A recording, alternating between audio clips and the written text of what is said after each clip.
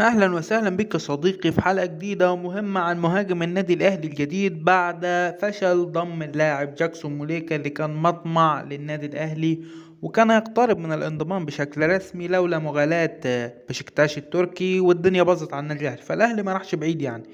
النادي الاهلي بيحاول يتعاقد مع موبانا ساماتا لاعب تنزاني عنده 30 سنة، بيلعب في الدوري التركي في نادي جنك، معار من نادي فرنبخشة التركي، ولاعب يعني قدراته كويسة. كان بيلعب في استون فيلا في 2018 2019، ولعب حاليا في الدوري التركي في نادي جنك. طبعا اللاعب قدراته ومهاراته كويسة، ولكن اللاعب عنده 30 سنة، وقدراته التهديفية آخر كام سنة مش اللي هي يعني السنة دي مسجل هدف واحد.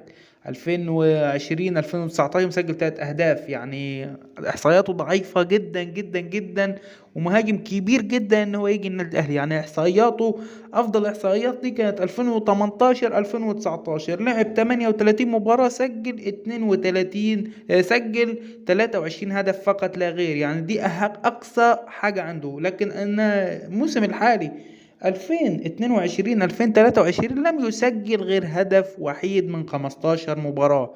وطبعا مع فرنبخشة في 2022، لأن هو أصلا لعب معهم فترة وتمت إعارته لنادي جنك.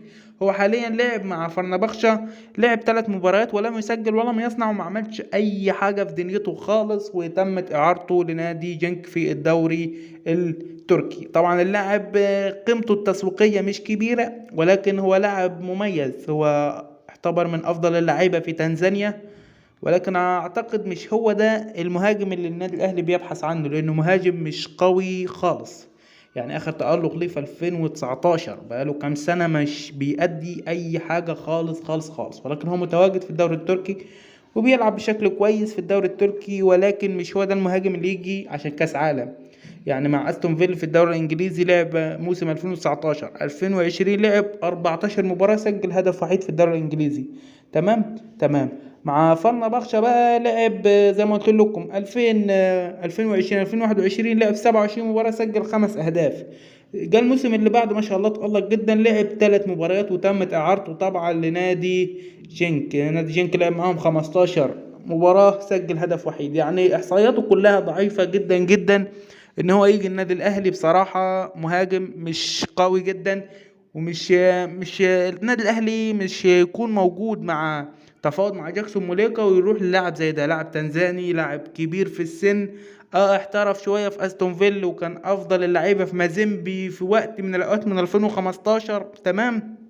ولكن اللاعب بقاله اكتر من 5 سنين مش بيعمل حاجة في في الدوري التركي. طبعا هو طبعا لاعب من اللعيبة الدولية في تنزانيا. طبعا اللاعب مش في تنزانيا مش قوي قوي، عشان كده لاعب دولي. فلاعب ما نقدرش نقول عليه قوي. يعني انت مش هتجيب ده عشان تقعد محمد شريف دكة ليه او تقعد كهربا ليه في كأس العالم. انا في رأيي ان هو مهاجم ضعيف جدا جدا جدا، وخسارة تدفع فيه فلوس اصلا. ويا ريت تقول لي رايك تحت، هل فعلا النادي الاهلي محتاج ان هو يدفع في لاعب زي ده مبالغ كبيره ويجيبه عشان كاس عالم؟ هي من الفيديو اللي احنا شايفينه بيقول لك ان هو كويس، ولكن هو فعلا كويس ولكن مش بقدرات جاكسون موليكا. ولو هتجيب مثلا فيديوهات مجمعة كهربا، انت شوف فيديوهات كهربا، نيمار كهربا في فيديوهات عنده نيمار. طبعا اللاعب ضعيف جدا جدا جدا، ولا انصح النادي الاهلي ان هو يشتري اللاعب زي ده. وبس يا صديقي، دي كانت وجهة نظري في اللاعب وتفاوض النادي الاهلي، اللي هما بيقولوا النادي الاهلي بشكل رسمي قرب خلاص ان هو يخلص مع لاعب. واتمنى ان النادي الاهلي يبص على مهاجم تاني غير المهاجم ده. مهاجم تعبان جدا جدا، اخر موسم اتألق فيه 2018 2019، سجل 23 هدف وعمل 5 كرات اسيست لزمايله، ولكن باقي كده مفيش اي حاجة. ولا مع فرنبخشة لعب غير 3 4 مباريات ومشوه وودوه لنادي جنكي، لعب 15 مباراة، مسجل هدف وحيد حتى الآن في بطولة الدوري التركي. طبعا لاعب ضعيف، لاعب مش قوي.